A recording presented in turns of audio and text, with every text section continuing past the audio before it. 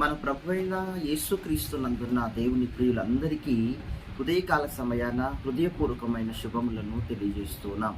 అందరూ బాగున్నారా? ఈరోజు దేవుడు మీ జీవితంలో ఒక గొప్ప కార్యమును చేయబోతూ ఉన్నాడు. చూడండి, యేసుక్రీస్తు మన జీవితాలకు చాలినవాడు, సరిపోయినవాడు. ఒక్కో సమయంలో నష్టము గుండా మనం వెళ్తూ ఉంటాం, ఇరుకు గుండా, గాయము గుండా, ఆర్థిక పరిస్థితుల గుండా మనం ప్రయాణం చేస్తూ ఉంటాం. కానీ మన జీవితం యొక్క అన్ని కోణాల్లో, అన్ని పరిస్థితులకు తగిన దేవుడు, మనం ప్రార్థించగానే ఆయన స్పందించే దేవుడు, తన విలువైన కార్యాన్ని, సహాయాన్ని మనకు అందజేయగలిగిన దేవుడు. అన్ని కార్యాలకు, అన్ని సమయాలలో నమ్మకస్తుడు, తోడై ఉండే దేవుడు మన దేవుడు. అయితే చాలామంది తమ తమ వ్యక్తిగత జీవితాల్లో కష్టపడుతున్నారు, కానీ ఆ కష్టార్జితము వృధా అయిపోతుంది. కష్టపడి సంపాదించుకుంటున్నారు, కానీ హాస్పిటల్కి, డాక్టర్ల చేతికి వెళ్ళిపోతుంది. కష్టపడి సంపాదిస్తున్నారు, కానీ అది ఎవరో అనుభవిస్తున్నారు. కష్టపడి సంపాదిస్తున్నారు, కానీ అది నిలబడటము లేదు, వడ్డీకే పోతోంది అంటూ చాలామంది హృదయాల్లో వాపోతున్నారు. ఈ సమస్యకు అంతం లేదా? ఈ పరిస్థితులు ఇలా ఉంటే మా ఫ్యూచర్ ఏంటి? మేము ఎలా ముందుకు వెళ్ళగలము? ఈ సమస్యకు ఎలా విడుదల అని చాలామంది కనిపెడుతూ ఉన్నారు. కానీ దేవుడు ఏం మాట్లాడుతున్నారు ఉదయకాల సమయాన అనంటే, యెషయా ప్రవచన గ్రంథం 62వ అధ్యాయం 8వ వచనంలో, ఇకను నీ ధాన్యమును శత్రువులకు ఆహారముగా నేనియ్యను. చూడండి, ఈ వాగ్దానాన్ని ఒక్కసారి మీరు బైబిల్స్ ఓపెన్ చేసి చదువుతున్నట్లయితే దేవుడు ఇక్కడ మాట్లాడుతున్నాడు. మీరు నెలంతా కష్టపడుతున్నారు, కష్టపడి సంపాదించిన మీ ధనము హాస్పిటల్కి వెళ్ళిపోతుంది. నెలంతా మీరు కష్టపడి సంపాదిస్తూ ఉన్నారు, వడ్డీకి వెళ్ళిపోతుంది. నెలంతా కష్టపడి సంపాదిస్తున్నారు, అది వృధా అవుతుంది. కష్టపడి సంపాదిస్తున్నారు, అది ఎవరో అనుభవిస్తూ ఉన్నారు. అది మీ మనసుకు ఎంతో బాధ, మీ మనసును తొలిచేస్తుంది, గాయపరుస్తుంది, రంపంలా కోస్తుంది. అయితే ఈ సమస్య నుండి అనేకుల ప్రశ్న ఇదే: ఎంతకాలం ఇలా?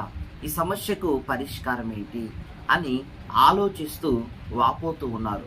అయితే దేవుడు ఏమంటున్నారో చూద్దామా?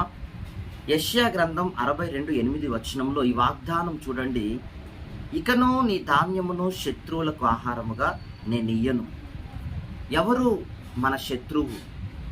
ఈ లోకంలో ఉన్న ఏ బంధువు, ఏ మనుష్యుడు నీకు శత్రువు కాదు, కానీ మన విరోధియగు అపవాది సాతాను మనకు శత్రువై ఉన్నాడు.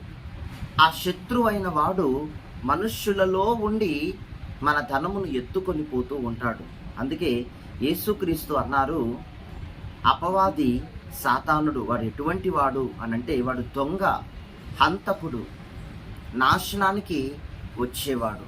మనుషులలో ఉండి మన కష్టార్జితాన్ని తినేవాడు, ఎత్తుకెళ్ళేవాడు, మనకు ప్రయోజనం లేకుండా, నెమ్మది లేకుండా చేసేవాడు.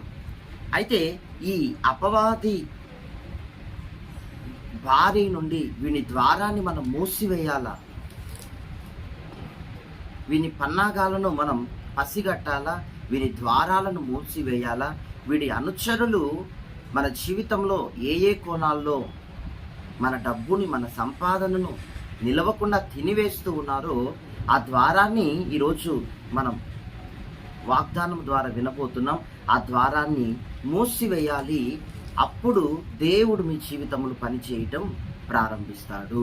హల్లెలూయా.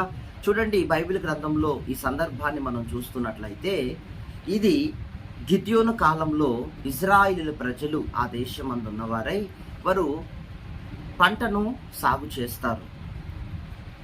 ఆ పంటను మైదానము క్లీనింగ్ చేయటము, విత్తనాలు విత్తుతారు, అలాగే నీటితో భూమిని తడుపుతారు. ఆ తర్వాత పంటను పండిస్తారు, నీరు కడతారు.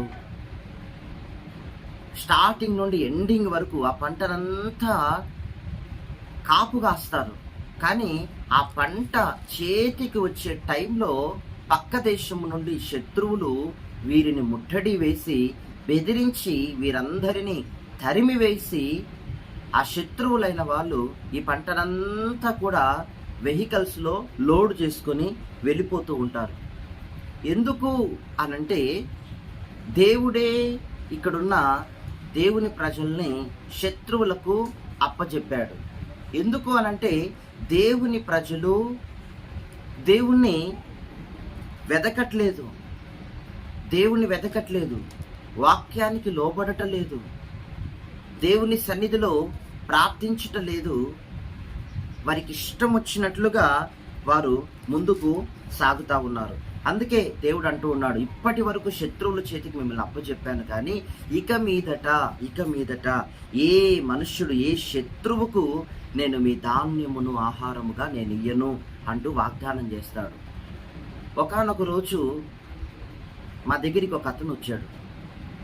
అతను చాలా ఆస్తిపరుడు, చాలా ఉన్నతమైన వ్యక్తి. అయితే అతడు ఏమంటున్నాడంటే, మా కుటుంబంలో అయ్యా ఎవరో ఒకరు ఒక నెలలో మా భార్యనో మా పిల్లలో నేను హాస్పిటల్లో అడ్మిట్ కావాల్సిందే.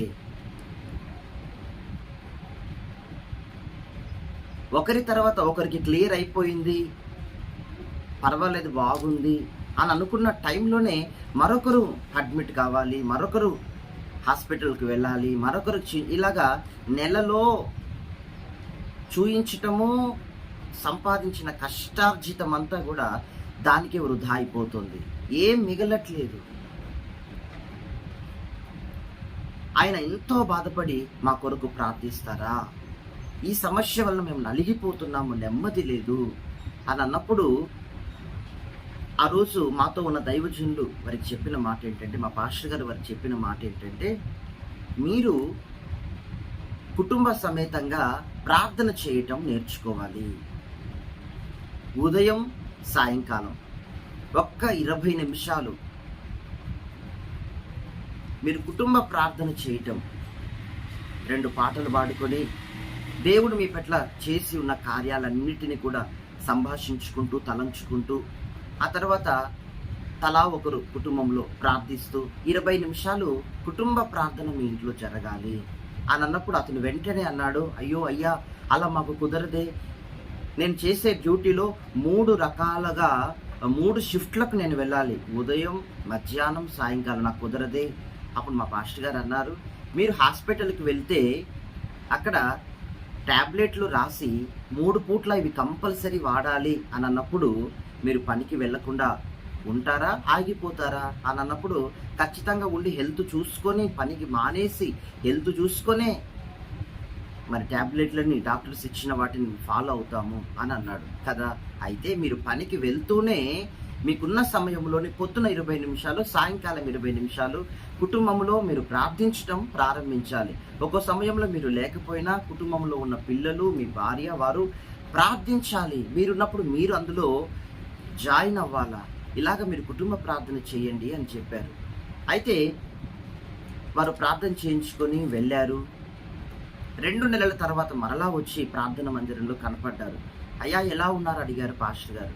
అయితే బాగున్నామయ్యా, అయితే ఈ 2 నెలల్లో ఏ రోజు కూడా మేము హాస్పిటల్లోకి అడుగు పెట్టలేదు, మా పైసా కూడా వృధా కాలేదు, మేమంత సుభిక్షంగా, అంత సమాధానంగా, అంత హ్యాపీగా ఉన్నాము, కష్టార్జితం విషయం కూడా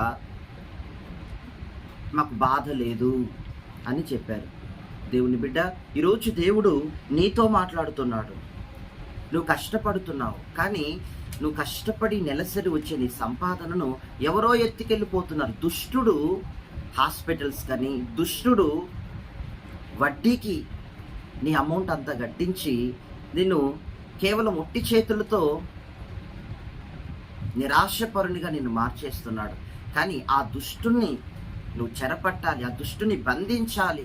ఆ దుష్టుడు, వాని అనుచరులు నీ గృహంలోకి, నీ కుటుంబంలోకి, నీ జీవితంలోకి వస్తూ ఉన్న ఆ యొక్క ఛాయలను గమనించాలి, ఆ అడుగులను గమనించాలి, ఆ ద్వారాలను గమనించి కుటుంబ ప్రార్థన అనే ఈ విధమైన అంశంతో నువ్వు ఆ ద్వారాన్ని మూసివేసావనుకో, ఖచ్చితంగా నీ కుటుంబం అభివృద్ధిలోకి వస్తుంది. ఖచ్చితంగా నీ సమస్య నుండి విడుదల పొందగలుగుతావు. ఆ రోజు నుండి ఆ కుటుంబ యజమాని ప్రథమ స్థానాన్ని దేవునికి ఇవ్వటము నేర్చుకున్నాడు. ఈ విధంగా దేవుడు మీ కష్టార్జితాన్ని, మీ బహుమానాన్ని కాపాడబోతున్నారు. మిమ్మల్ని వృద్ధిలోకి దేవుడు తేబోతున్నారు. అందుకొరకు మీరు చేయాల్సిన ఒకే ఒకటి, ప్రథమంగా దేవునికి చోటు ఇవ్వటం. రెండవది, కుటుంబ ప్రార్థన చేయాలి. దేవునికి చోటు ఇవ్వటం, ప్రార్థించటం కుటుంబ సమేతంగా. ఇలా మీరు చేసినప్పుడు, కుటుంబంతో దేవునికి సమర్పించుకున్నప్పుడు తప్పనిసరిగా దేవుడు మీ జీవితాల్లో మీరు అనుకున్న కార్యాలు, గొప్ప కార్యాలు చేయబోతున్నాడు. ఆమేన్. ఈ కుటుంబ ప్రార్థన మిమ్మల్ని ఏం చేస్తుందంటే, మీరు పరిశుద్ధతలో కొంచెం తక్కువ వారిగా ఉండొచ్చు, విశ్వాసంలో తక్కువ వారిగా ఉండొచ్చు, అలాగే ప్రార్థించే విషయంలో మీరు తక్కువ వారిగా ఉండొచ్చు, కొరత కలిగి ఉండొచ్చు. ఈ 3 విషయాలు మిమ్మల్ని ఫుల్ఫిల్ చేస్తుంది. ఇంకా అనేకమైన కార్యములకు మిమ్మల్ని ముందుగా సిద్ధపరుస్తుంది. ఈ వాగ్దానం మీ ఎడల నెరవేర్చబడునుగాక. మహాగణుడా, ప్రేమాస్వరూపి, మీ నామానికి స్తోత్రం. ఎంతమంది తమ తమ జీవితాల్లో అతన్ని కష్టపడి సంపాదించిన సొమ్ము అయా పీక్కుతునే వడ్డీ వ్యాపారస్తులకు వెళ్ళిపోతుందో, అటువంటి వ్యక్తులను దర్శించండి నాయన. ఆ కుటుంబాలలో సమృద్ధిని దయచేయండి. మీకు సమర్పించుకున్నప్పుడు కుటుంబ సమేతంగా అయా కుటుంబంతో కలిసి ప్రార్థించినప్పుడు దుష్టుని బంధించవచ్చు అని, దుష్ట ద్వారమును వాని అనుచరులు వస్తూ వెళ్తున్న మార్గాలను ప్రభా మూసివేయొచ్చు అని ఈరోజు వాగ్దానం ద్వారా స్పష్టంగా తెలియజేశారు. అవునయ్యా, మా ఇష్టానుసారంగా మేము ప్రవర్తించినప్పుడు, లేదా మా కోరిక ద్వారా మేము ముందుకు సాగినప్పుడు కేవలం నష్టాన్ని మేము చూడాల్సి వస్తుంది. ప్రభా, మీ సన్నిధిలో కనిపెట్టి ప్రార్థించి ముందుకు వెళ్ళుట ద్వారా, మీపై ఆధారపడుట ద్వారా దుష్టుని ఎదిరింపవచ్చు అని మీరు మాతో మాట్లాడారు. ఎందరు ఈరోజు శత్రువులకు అప్పగింపబడ్డారో, వారి జీవితంలో ఆర్థిక విషయాల్లో, ఉద్యోగరీత్యా, వ్యాపార రీత్యా ఎవరు ఎందులో దుష్టుని చేతుల్లో అయా కీలు బొమ్మల వలె ఆడబడుతున్నారో, అటువంటి వారందరికీ విడుదల దయచేయండి. వాగ్దానాన్ని బట్టి పరిశుద్ధాత్ముడా, మీ సన్నిధిలో నుండి ఆజ్ఞాపిస్తున్నాం.